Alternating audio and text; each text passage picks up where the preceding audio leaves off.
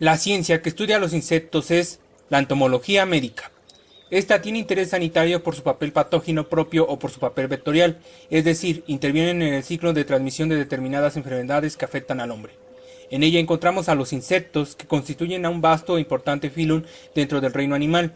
Numerosas especies tienen importancia en medicina, sea porque constituyen las causas directas de lesión, enfermedad o molestias para el hombre. Pero quizás el papel más importante que juegan los insectos en la vida del hombre es como agentes transmisores de bacterias, virus, protozoos y helmintos, muchos de los cuales han sido y son problemas de primerísimo orden como productores de enfermedad y muerte. Estos incluyen una gran variedad de especies, clases y órdenes. Los que analizaremos a continuación son dípteros, mosquitos; himidnépteros, abejas, avispas o abejorros; afadnípteros, pulgas; coleópteros, moscas; anapluros, piojos; y chinches. Comenzaremos hablando de las moscas. Existen diversos tipos de moscas, algunas de ellas potencialmente dañinas para los humanos. Las moscas que no pican pueden transportar bacterias, materia fecal u otros insectos. Las moscas con capacidad de infestar ocasionan miasis, que es una enfermedad generada por larvas de diversos insectos o dípteros, con distribución mundial y mayor prevalencia en climas tropicales y subtropicales. Los dípteros se dividen en tres subórdenes: Nematocera, Blachicera y Cyclospara. En el hombre, Dermatobia hominis es el agente causal más frecuente en México, Centro y Sudamérica. Clostridia annivorans es el agente causal predominante en el hemisferio oeste. En el humano se requieren diversos factores de predisposición para la infestación, entre ellos lesiones previas, como heridas, incluso de episodios quirúrgicos recientes, carcinomas vasocelulares y lipedema, mala higiene, inmunodeficiencias, convivencia estrecha del hombre con los animales, desnutrición, hábitos personales defectuosos, hábitos poblacionales y el clima. Desde el punto de vista clínico, las miasis se dividen de acuerdo con la localización. Tenemos a la cutánea. La infestación es solo de la piel. Se divide en variantes subclínicas: furuncular, vesicular, bullosa, pustular, erosiva, ulcerativa y equimótica. El agente causal más frecuente es la Dermatobia hominis. Tenemos la progresiva. Se refiere a casos en el que el daño a los tejidos se incrementa de manera gradual. Tenemos a las miasis de las heridas. Se refiere a casos en los que hay heridas previas, incluso quirúrgicas, e infestación debido a las mismas. Las moscas como Lucilla cp requieren para la incubación que la hembra adulta deposite los huevos en áreas necróticas o heridas, y después de 10 a 12 horas la incubación se desarrolla una larva que en 2 a 5 o 3 días se convierte en adulta. Tenemos de las cavidades y las vísceras. La contaminación de la comida y el agua por huevos de diversas moscas ocasiona infestación pasiva, en especial en el aparato digestivo. La pueden ocasionar Megaciel scalaris y Erythales tenax. También puede ocurrir cuando el huésped se encuentra con disminución grave de la conciencia o tiene parálisis cerebral. Las moscas pueden entrar a una cavidad como el oído, la nariz y la boca y causar infestación. Ahora hablaremos de la Dermatobia hominis. Como mencionamos, es el agente causal más frecuente de la miasis. Es una mosca de la familia Ostridae. Se denomina larva de mosca humana, larva macagua o guacamaya. Sus larvas o gusanos miden en promedio 11 milímetros de largo y 4 milímetros de ancho. Son color blanco grisáceo y en el dorso tienen 3 hileras de ganchos dobles transversos. Se colocan casi siempre en mosquitos hematófagos. También llegan a colocar los huevos en ropa mojada. Al parecer, la mosca pone los huevos una sola vez y después muere. Dentro de su ciclo, después de 5 a 15 días la larva en su primer estadio sale del huevo y penetra en menos de una hora la piel a través de un pliegue o poro, casi siempre en zonas descubiertas del cuerpo, y con una respuesta sintomática mínima. Cada larva forma un saco que se mueve en la subdermis y que se comunica al exterior mediante una pequeña abertura, sería el segundo estadio, y luego de 5 a 10 semanas la larva madura y consigue el tercer estadio, en el cual emerge, cae al piso, se convierte en una pupa y se transforma en mosca. Al examen clínico, en las primeras 24 horas se observa una pápula eritematosa, que conforme pasan los días las lesiones se tornan furonconoides y forman un punto central, que corresponde al poro respiratorio de la larva, a través del cual va a secretar pus. También suele asociarse con prurito y dolor, debido a sus movimientos. En la biometría hemática se ha observado aumento de la velocidad de sedimentación globular y eosinofilia variable. Dentro de las complicaciones encontramos en el oído perforación timpánica, En la boca, puede perforarse el paladar, invadir el cerebro. En el ojo, ocasiona conjuntivitis crónica con lagrimeo o prurito ocular, hiperemia conjuntival y sensación de cuerpo extraño. En el intestino, diarrea y sangrado, hasta eliminar la larva, e incluso perforación visceral. En la nariz, llega a ocasionar destrucción de la pirámide nasal. Para el diagnóstico tenemos que hacer uso de la anamnesis y preguntar al paciente si ha visitado o vivido en algún sitio tropical 5 o 10 semanas antes de la visita al médico. En el caso de la miasis furuncular debe haber una lesión furunculoide con un punto central y salida de materia serosanguíneo a través del mismo, con sensación de hormigueo o movimiento debajo de la piel. Para corroborar se ha usado el ultrasonido de Doppler. Desde hace mucho tiempo se realiza un tratamiento sencillo, inocuo y eficaz, que consiste en cubrir con grasa, tela adhesiva o tabaco el poro central de las lesiones, lo que interfiere con la respiración del insecto, obligándolo la mayor parte de las veces a buscar aire. También se utiliza la extracción mediante el uso de 2 espátulas, con las que se comprime cada lado del nódulo y se intenta levantarlo, con ello se obtiene la salida en masa de la larva. Se reporta el uso de cloroformo o xilocaína como anestésico tópico para relajar las espinas de la larva y facilitar la extracción. La ivermectina se ha usado por vía tópica en las miasis de heridas de Clostridium o Ninivorax y por vía oral en las miasis viscerotropical. Como medidas deben mejorarse las condiciones de vida de los habitantes en zonas endémicas, planchar la ropa, implementar técnicas de erradicación de insectos mediante irradiación. Esto ha logrado en zonas de África y hemisferio este erradicar el problema en los animales de sangre caliente y en los humanos. Simiciasis.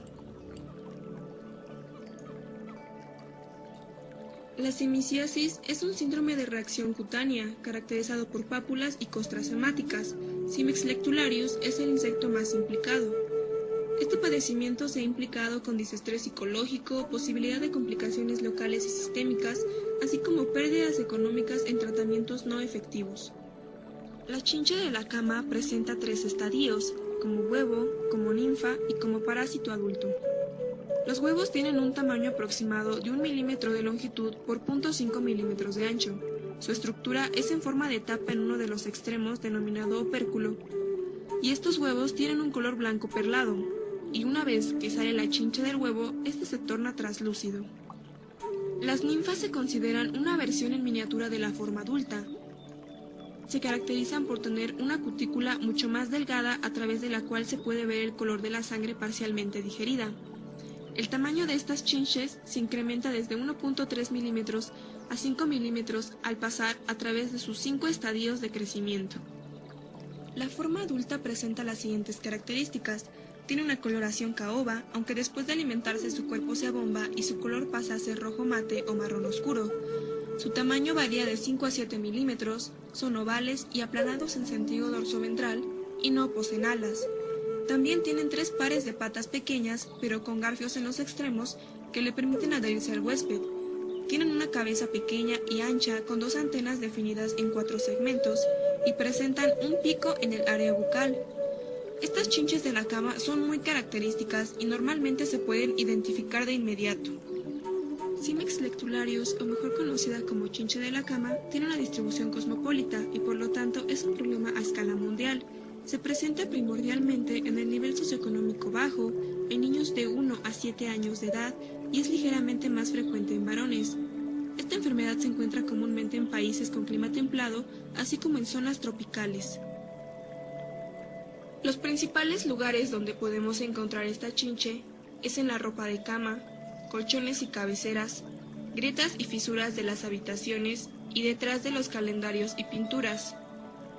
Aquí las podemos observar ocultas en la orilla de un colchón. Estos insectos son fotonegativos, por lo que tienden a alimentarse durante la noche o con luz tenue, y el calor y el dióxido de carbono parecen ser un factor primario que atrae a estos mismos hacia el huésped. Los principales factores de riesgo se basan en los siguientes, como vivir en una habitación con escasas condiciones de higiene, no realizar el cambio adecuado de la ropa de cama, vivir en hacinamiento, y por último, pero no menos importante, se puede presentar tanto en el medio rural como en el entorno urbano. Las lesiones producidas en el sitio de la picadura generalmente consisten en un punto apenas visible. Sin embargo, en individuos sensibles se puede presentar una reacción caracterizada por máculas, pápulas y vesículas pruriginosas que con el rascado se decapitan. Estas lesiones se presentan generalmente en la región lumbar, el tórax, las nalgas y extremidades superiores e inferiores. Entre las complicaciones más frecuentes, si es que no se tratan a tiempo las lesiones, se puede producir una foliculitis, que es una inflamación de los folículos pilosos, una celulitis, que es una infección aguda de la piel que compromete el tejido conjuntivo subcutáneo, e incluso se puede llegar hasta una dermatitis eczematosa, caracterizada por lesiones inflamatorias, tales como el eritema, las vesículas, pápulas y exudación. Para realizar el correcto diagnóstico, meramente debe ser clínico. No se requiere realizar ningún tipo de estudio de laboratorio o de gabinete y es fundamental una buena anamnesis para poder identificar los factores de riesgo. Con frecuencia, el paciente captura los insectos y los lleva a la consulta, confirmando así con ello la sospecha diagnóstica. Para tratar las lesiones, de primera instancia debemos mencionar que son autolimitadas. Estas pueden durar de 3 a 6 semanas sin tratamiento, en caso de no ser graves. Ahora, dependiendo de la gravedad, el tratamiento farmacológico está orientado a calmar el prurito y la irritación de las lesiones, y va desde la administración de antihistamínicos orales hasta la aplicación de corticosteroides tópicos a dosis bajas. Pediculosis.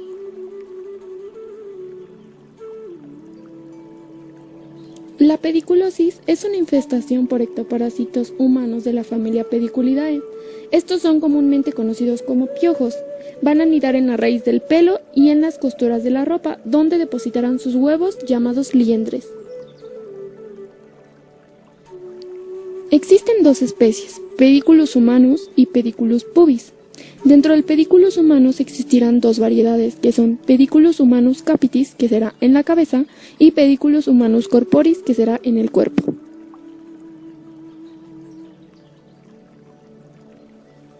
Epidemiología. Esta será cosmopolita y va a ser más frecuente en niños de 4 a 11 años, además de que afecta al 80% de la población infantil y será más frecuente en la raza blanca. Afectará por igual a ambos sexos y a cualquier estrato socioeconómico. El contagio será directo, cabeza a cabeza, e indirecto, por ropas de cama, prendas, gorros, peines, cepillos, cualquier otro elemento. Factores de riesgo. Dado que la pediculosis se propaga principalmente por el contacto entre cabezas, el riesgo de la transmisión es mayor entre niños que juegan entre sí o que van juntos a la escuela, y más si se sospecha de algún contagio de alguno de sus amiguitos. Etiología. Es un ectoparásito permanente y un insecto hematófago. Mide de 1 a 4 milímetros de longitud, aunque la hembra es más grande que el macho y tendrán un color blanco grisáceo. Tienen cabeza, tórax, abdomen y 6 patas terminadas en garras para aferrarse al pelo. Estas no van a saltar ni vuelan, simplemente se desplazan. Ciclo biológico. Primero existirá una copulación, posteriormente la incubación de huevecillos, o también serán llamados liendres. Estos, al momento de su nacimiento, se convertirán en ninfas y serán ninfas dentro de un promedio de 5 a 10 días. Tendrán 3 mudas hasta convertirse en un piojo adulto. Un piojo adulto vive entre unos 30 y 40 días aproximadamente. Las liendres son pequeñas protrusiones ovaladas blanco-grisáceas. Van a medir 0.8 milímetros y estas se adhieren al pelo por un anillo de quitina. La distancia es de 3 a 4 milímetros del cuero cabelludo. Mecanismo de la picadura. El parásito pica en el cuero cabelludo, introduciendo sus maxilares en forma de estilete a través de la epidermis. Al perforar la piel, exuda saliva que contiene anticoagulantes y es irritante, produciendo un prurito por la acción química de la saliva, más la acción mecánica de la picadura. Clínica. Existirá un prurito en la nuca y en la región retroauricular, pápulas en el cuero cabelludo, cuello y dorso. Se podrán observar las liendres, pero rara vez se observa el piojo adulto.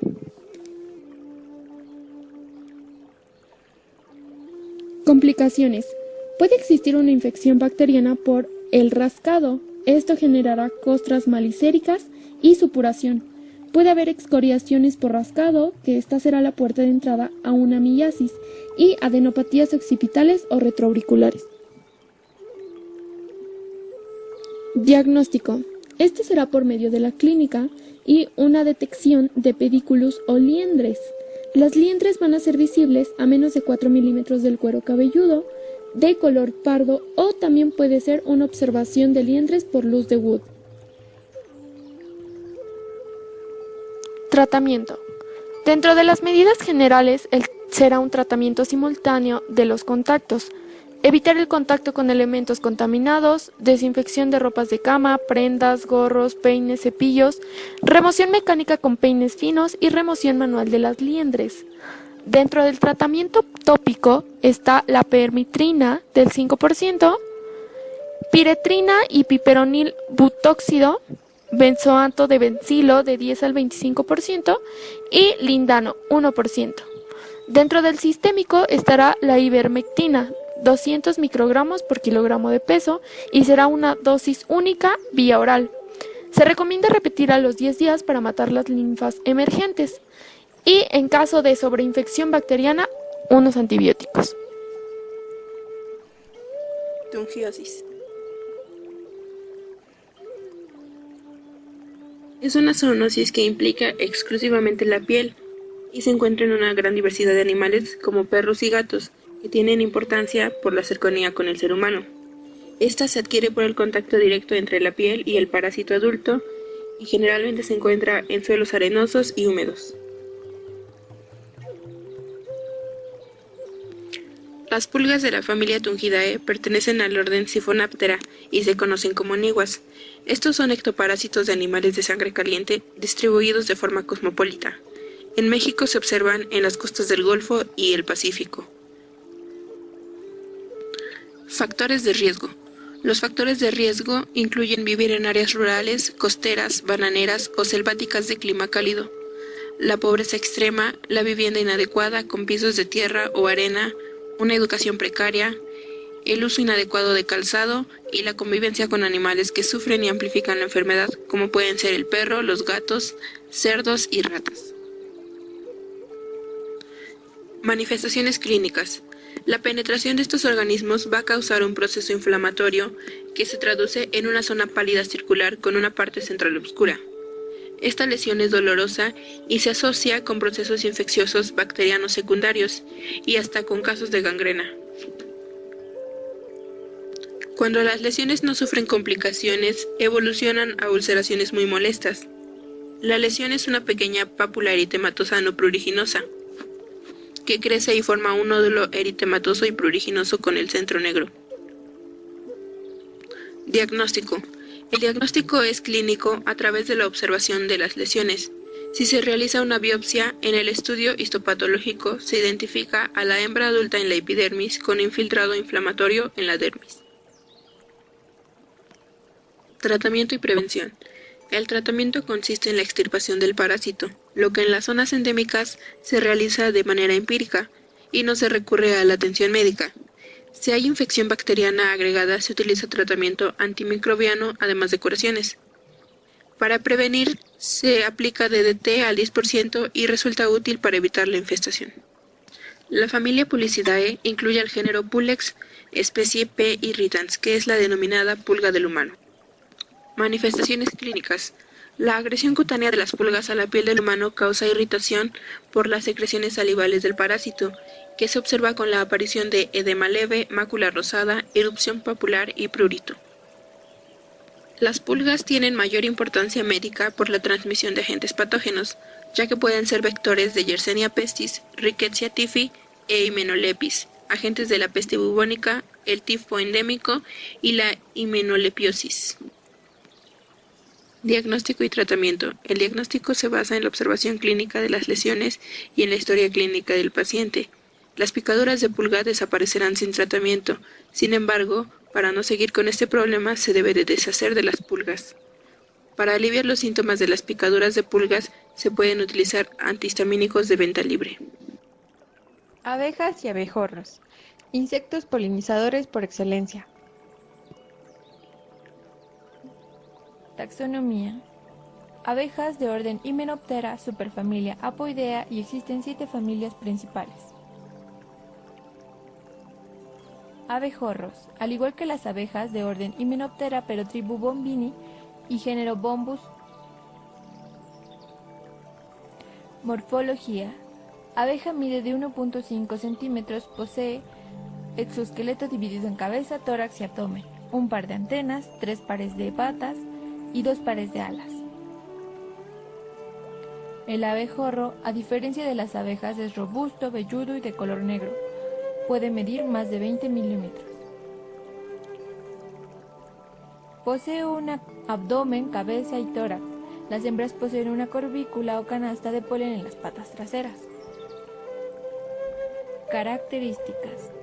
Tienen hábitos de anidación y se alimentan de néctar y polen. Existen abejas normales, que son dóciles y rara vez pican, pero las abejas africanas atacan en número con múltiples picadoras, y los abejorros igual son dóciles y no son agresivos. Epidemiología. Existen 2 especies con mayor incidencia, Apis mellifera y Apis mellifera sucutellata, abeja africana. Se extienden alrededor de Sudamérica, Norteamérica, África, Asia y Europa. Más del 56% de la población ha sido picada por una abeja o abejorro, y más del 30% ha presentado sensibilización. Factores de riesgo. Lugar. Principalmente donde abundan las abejas. Clima. Estación del año, principalmente primavera y en zonas templadas. Edad. En escolares y en adultos. Afecta principalmente a varones, en la ocupación de apicultores, guardabosques y obreros.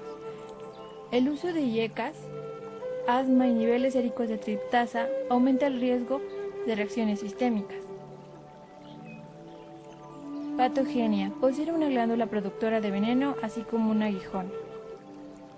El veneno contiene aminas vasoactivas, acetilcolina y toxinas. Entre las toxinas, las fosfolipasa A1 y hialuronidasa. Provocan quemazón, dolor y prurito.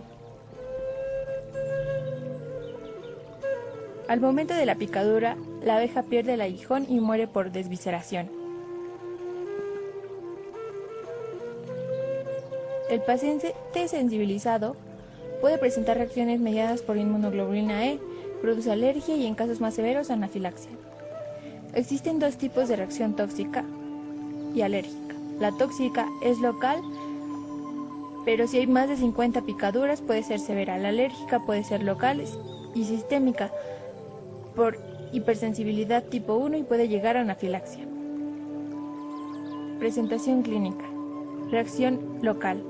Desaparece de 5 a 10 días y no es peligrosa, solo presenta la lesión donde ocurrió la picadura del insecto.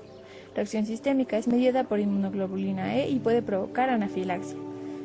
Provoca síntomas más severos como cutáneos, respiratorios y hemodinámicos. Los cutáneos, urticaria generalizada, angioedema, enrojecimiento y prurito, respiratorios, opresión faríngea, disfagia y disnea, y en los hemodinámicos mareo, hipotensión y pérdida del conocimiento, además de la ausencia de urticaria es igual a reacciones severas. Diagnóstico. De acuerdo a la historia clínica, el paciente debe referir a haber sido picado por una abeja o abejorro, o también por el cuadro clínico, es decir, los signos y síntomas que esté presente. Las pruebas cutáneas sirven para determinar si hay hipersensibilidad al veneno. Tratamiento. Depende de la reacción. Si son locales, antihistamínicos H1, lavar, enjuagar bien la zona de punción, colocar corticoides tópicos, colocar hielo, además de quitar el aguijón. En casos de reacciones sistémicas, administrar adrenalina, antiinflamatorios esteroideos y no esteroideos, además de administrar oxígeno para recompensar la falta de este. Prevención. Evitar usar aromas florales, ya que estos atraen a las abejas, y no molestar a las abejas. Además, evitar andar descalzo en suelos de plantíos y de flores. Mosquitos. Familia Culicidae. Miden de 5 a 10 milímetros de largo. Los machos se alimentan de jugos vegetales y las hembras son hematófagas, por lo que el aparato vocal de la hembra es más fuerte y tiene mandíbulas con forma de estiletes y maxilas dentadas. Anófeles. La hembra deposita entre 50 a 200 huevos en la superficie del agua y flotan mediante cámaras de aire. A los 2 o 3 días eclosionan. La pupa es móvil. En condiciones naturales, el proceso tarda de 10 a 14 días, pero puede acelerarse y durar solo 5 días dependiendo de la temperatura ambiental. Malaria. Lo causa un parásito unicelular denominado Plasmodium.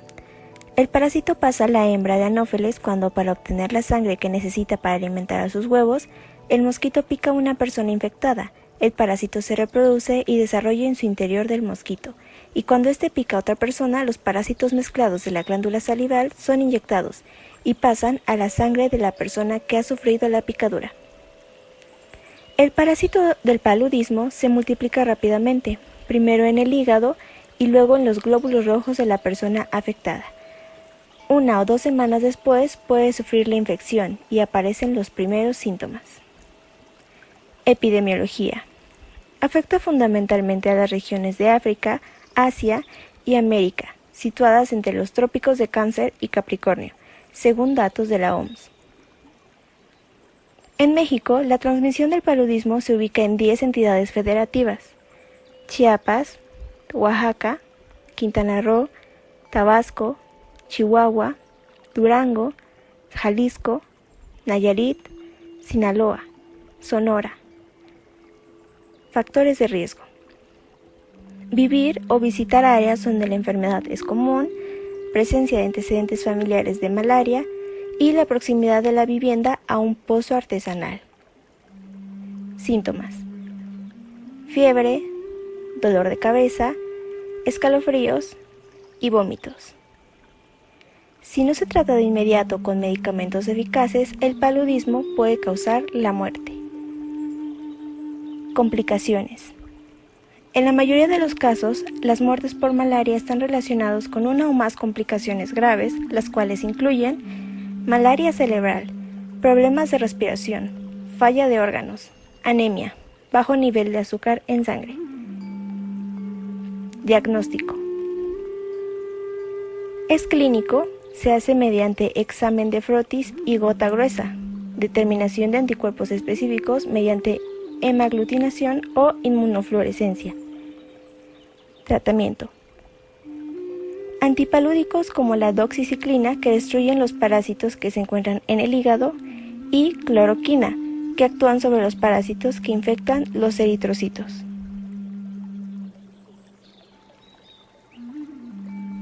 Aedes. Son de color negro con dibujos plateados en el tórax y patas. Los huevos son pequeños y la hembra los deposita aislados en la superficie del agua. Dengue. Se transmite por la picadura de un mosquito infectado con uno de los 4 serotipos del virus del dengue. Es una enfermedad febril que afecta a lactantes, niños y adultos. Epidemiología. Afecta a las regiones tropicales y hay un incremento a partir de la temporada de lluvia. Se presenta principalmente en el sudeste asiático, sur de China, Taiwán, Australia, Somalia, Sudán, Caribe y norte de Sudamérica.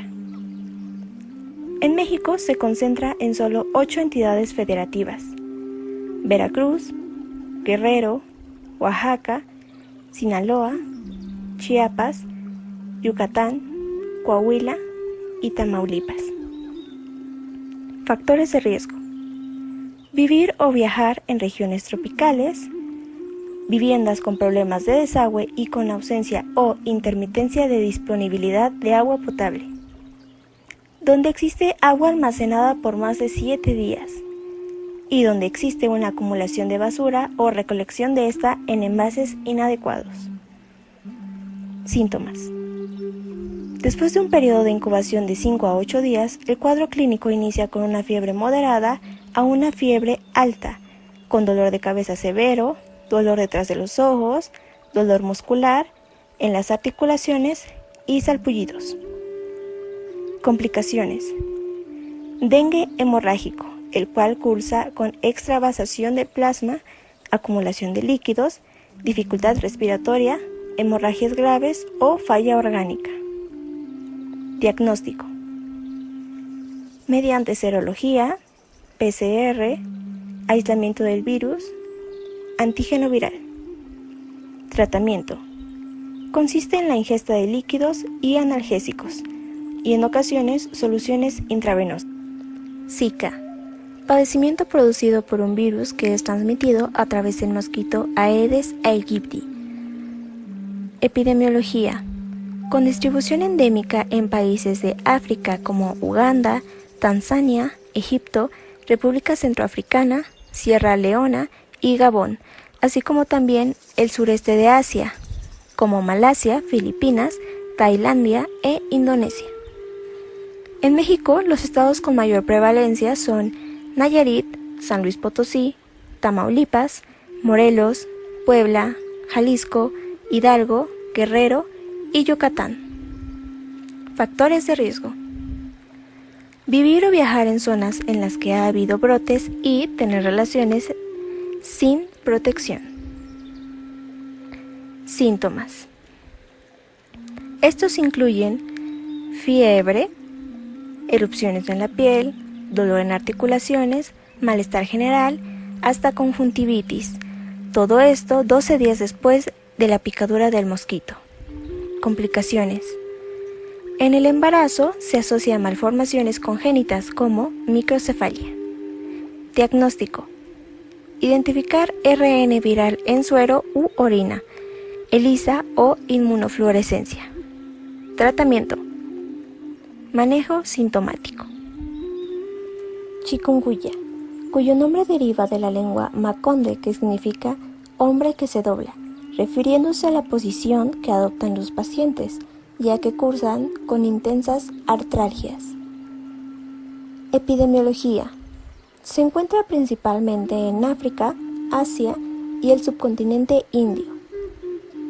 En México solo se han registrado de 1 a 3 casos en Oaxaca, Coahuila, Durango, Morelos, Quintana Roo, Nayarit.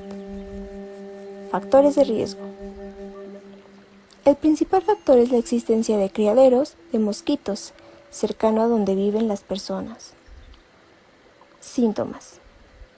Después del periodo de incubación de 1 a 4 días, inicia con fiebre alta, dolor en las articulaciones, cabeza, músculos, erupciones en la piel, vómitos y malestar general. Complicaciones. Raramente producen miocarditis, iritis y retinitis. Diagnóstico.